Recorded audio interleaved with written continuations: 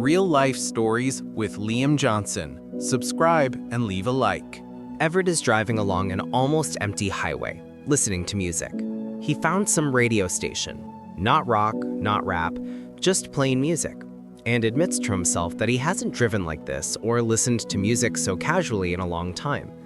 Today turned out to be such a good day for him. He left the office knowing everything would be fine there and headed to a remote village where an old Volga was for sale. Everett had planned to create a small museum of domestic cars. He already had 2 exhibits, a post-war Pobeda and a hunchback Zaporozhets. Well, a Volga with a deer emblem is simply unbeatable, and he arranged to buy it. The elderly man selling it didn't jack up the price.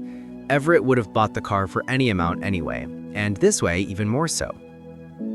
At 35, Everett was already a successful businessman. His company dealt with cars. They bought elite vehicles from abroad at auctions, repaired them, and sold them. Demand was high, even retail. It required a lot of time and effort, but Everett was used to it.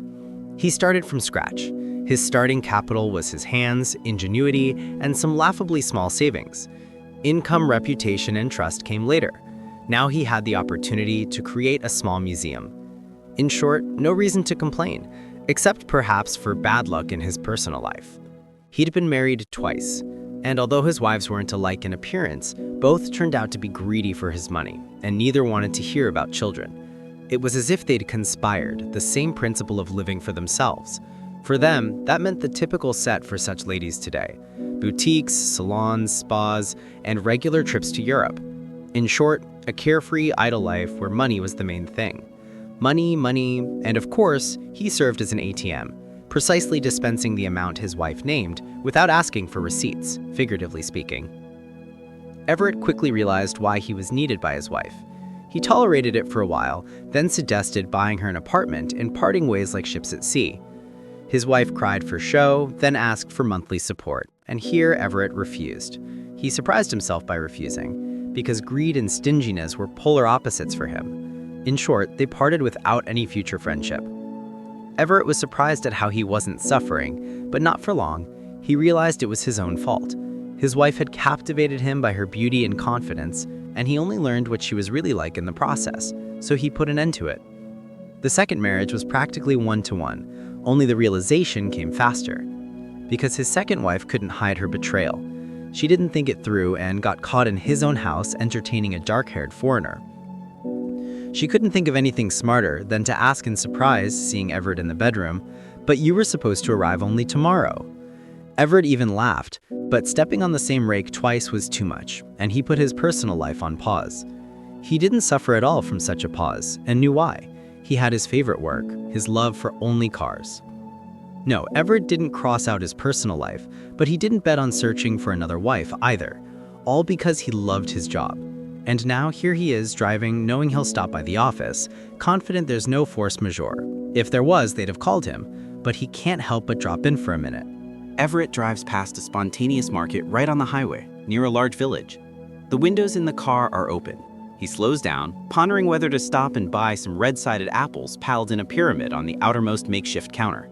He stops, gets out, and heads toward the apples, feeling some extraordinary aroma. Right next to the apple sits a young girl selling honey, and he suddenly craves natural honey so much. He approaches to buy. The girl smiles a bit shyly and starts telling him what kind of honey it is. While she speaks, Everett looks at the girl, not thinking if she's beautiful or not, but noticing that she seems pure, bright. That stands out immediately. Only something is troubling her, or she's afraid of something, but maybe it just seems that way. Still, Everett asks what's bothering her, even joking that he'll buy all her honey and pay honestly. That definitely shouldn't worry her. The girl accepts and understands the joke, but replies that everything is fine. Everett buys several jars of honey, pays, already reaches his car, but then turns back anyway and hands her his business card. "Take it, maybe you need help." The girl doesn't take the card. She almost pushes his hand away, glancing around fearfully, then says, "If you wait, I'll bring some completely extraordinary honey right now. You've surely never tried anything like it. I live nearby." Everett stays to wait for the girl. Something makes him do it. Maybe the anxiety and vulnerability in her blue eyes. He wasn't thinking then, and the girl is already hurrying back to him with a jar of bright yellow honey that has a sunny color. She hands the honey to Everett and doesn't wait for payment. She quickly leaves. At home, Everett brews fresh tea and chooses from all the bought jars the last one, the sunny one. He opens it and sees a note wrapped in a cellophane bag. It makes Everett uneasy. He doesn't hesitate to open the package, and rightly so. It's a cry, a plea for help. Everett immediately believes what he reads.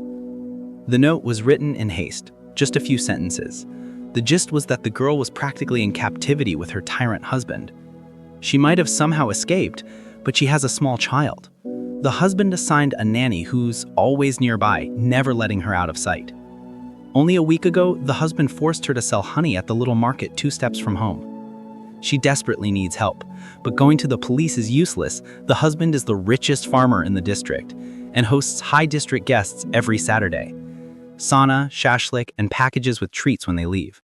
He fears no one and doesn't just say that if she runs, she'll never see her son again. So if helping her, then somehow without the district police. And if that's impossible, thanks anyway for offering help. Everett immediately believes every word in the note is true. He doesn't explain to himself why he believes, he just does, and starts thinking how to help this girl. He'd like to know how she ended up in such dependence, but that's hardly the main thing now. Now he needs to help her untie it. Delaney thought her life would be this hopeless. It seemed to her that she'd already gotten her full share of troubles in her orphanage childhood. She doesn't remember her home or parents. Maybe they never existed. After all, that doesn't happen. And she only remembers the children's home and the hope that her mom and dad would come for her. There were those for whom they came, but not for Delaney. Why, she doesn't know and never will. The time came and Delaney stopped being an orphanage kid. Teachers and educators said she had a bright mind, she should continue studying. Delaney wanted to study further too, but what happened was that further for her was the bus station where she arrived, bought a ticket to the regional center, and didn't go anywhere because a tall young man sat next to her in the waiting room. He looked at Delaney in such a way that she felt like she was rising into the clouds or sailing on the sea. Though she'd never been in the clouds or on the sea, she'd seen it in movies. In short, Delaney fell in love for the first time in her life. Brody immediately realized he'd just made the right choice. Older than Delaney by 7 years, he was familiar with girls but hadn't asked any to marry him because he wanted an innocent and faithful one. Brody told her he has a large farming operation, the best house in the village, a car, 36 workers under him, only no wife. Taking Delaney by the hand, Brody attacked her. "You're the one I've been looking for. Marry me right now at the registry office. I'll arrange it." So Delaney met Brody and married him on the same day, and she was the happiest. He brought her to a beautiful house. Then for a whole week they went to the city to buy Delaney new clothes. She chose nothing. Brody did that, and Delaney only tried them on, looked at herself in the mirror, and didn't recognize herself. And Brody laughed loudly and said, "What a beauty you are, my dear." Delaney asked her husband to teach her how to use the appliances in the kitchen she'd never seen before. He patiently explained, said Delaney was an exemplary student, but reminded her they'd have a worker there. That's how it's supposed to be. He's a farmer with that status. When Brody learned Delaney was pregnant, he explained to her what she could and couldn't do now. He said she must remember all the time that she's carrying his heir. That part of life with Brody and in his house until Finley was born, Delaney remembers warmly. So much care Brody gave her. Then, a week after discharge, Brody started changing right before her eyes. The first scandal was shouting and cursing he threw when he saw Delaney had left the house with the stroller and taken her son to the park, which was so beautiful that not every city had a rival for it. Brody found them quickly. On the way home, he was still silent, but at home he immediately yelled, "What right did you have to leave the yard? Or do you have a date with someone? If I find out, I'll cripple both of you." Delaney didn't immediately understand that this was Brody. He considered her his property, though he knew well that Delaney was from an orphanage and guessed what her childhood was like. Brody valued Delaney in his own way. He bragged about his wife to acquaintances, told what a wonderful mother and wife she was, and noted any mistakes she made in his view when guests were around. No one noticed that except Brody, and when they were alone, he taught his wife sense and twice raised his hand. His hand was heavy, and bruises on Delaney's skin lasted long. So Delaney became a hostage to a rich boor, and her current life, especially the husband's threat to deprive her of her son, turned out to be much scarier than orphanage days. All this Delaney told the police in the city. Her statement was entered into the protocol. Everett, in the presence of the police, convinced Delaney and her son to move to the city. They spent 2 days in a hotel, then Everett took them to a rented apartment. Delaney refused, said she had no money to pay for housing, but Everett convinced her, said she'd pay back when she earned it. Soon, Finley went to kindergarten. That too was arranged by Everett. Fellaini started working in his company as a sales manager. By then, Brody had already given the divorce. Here in the city police, his connections with the village police played no role, and the threat of a term for abusing his wife was real. People like Brody are brave and arrogant only under certain circumstances. When the law comes into force, they tuck their tails. Everett continued to look after Delaney and Finley. He hadn't yet admitted to himself that these two were very dear to him, but admitting that Delaney in no way reminded him of his former gold-digging wives, that came to Everett right away, especially when Delaney refused her share of Brody's property. For Delaney to thaw, forget what she'd gone through, and trust Everett took almost 2 years. And then there was a happy end. They got married and went through life looking in the same direction, which is much more important than looking at each other.